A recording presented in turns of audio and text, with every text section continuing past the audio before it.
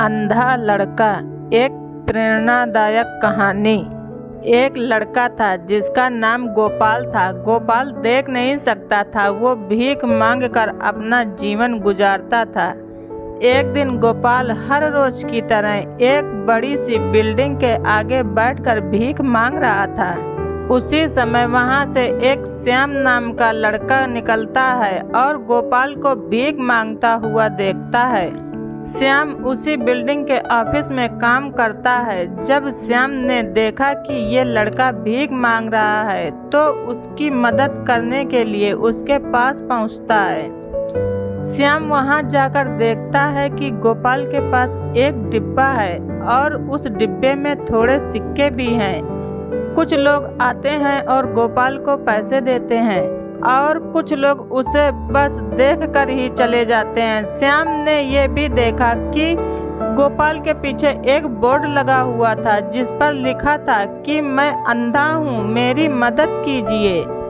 ये सब देखकर श्याम अब ये सोचने लगा कि इस दुनिया में भी बड़े अजीब लोग हैं। जिसे मदद की जरूरत है उसकी कोई मदद नहीं करता।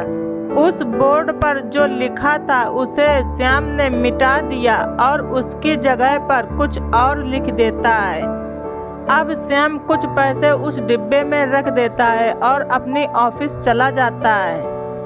फिर श्याम ऑफिस पहुंचता है और हर रोज की तरह अपना काम करता है। शाम को जब वो ऑफिस से अपने घर जाने के लिए निकलता है तब उसे गोपाल की याद आती है और श्याम सोचता है कि मैं एक बार घर जाने से पहले उस गोपाल को देख लेता हूँ। मेरे लिखने की वजह से उसके जीवन में कोई बदलाव आया है या नहीं।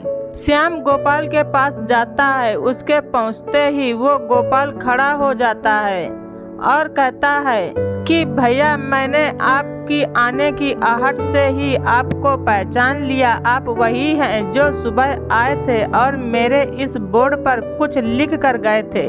मैं आपसे सिर्फ इतना ही पूछना चाहता हूँ कि आपने ऐसा क्या लिखा था मेरे बोर्ड पर कि जो भी यहाँ से गुजरता है वो मुझे कुछ न कुछ देकर ही जाता है। श्याम ने कहा कि मैंने जो तुम्हारे बोर्ड पर लिखा हुआ था उसे मिटा दिया। तुम्हारे बोर्ड पर लिखा हुआ था कि मैं एक अंधा हूँ, मेरी मदद कीजिए। मैंने उसको मिटा दिया और ये लिख दिया कि आज का दिन बहुत खूबसूरत है लेकिन मैं देख नहीं सकता हूँ।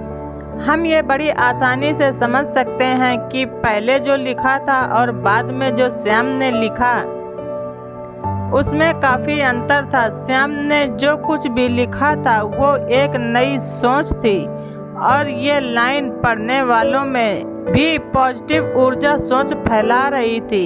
इसलिए लोग इस लड़के को कुछ न कुछ जरूर देकर ही जाते थे। अगर हम अपनी सोच का तरीका बदल देते हैं तो हमारी जिंदगी भी बदल जाती है। ये हमारी छोटी सी कहानी आप सबको कैसी लगी कमेंट में ज़रूर बताएं। कहानी अच्छी लगे तो ज़्यादा से ज़्यादा शेयर करें। धन्यवाद। रिचा वॉइस।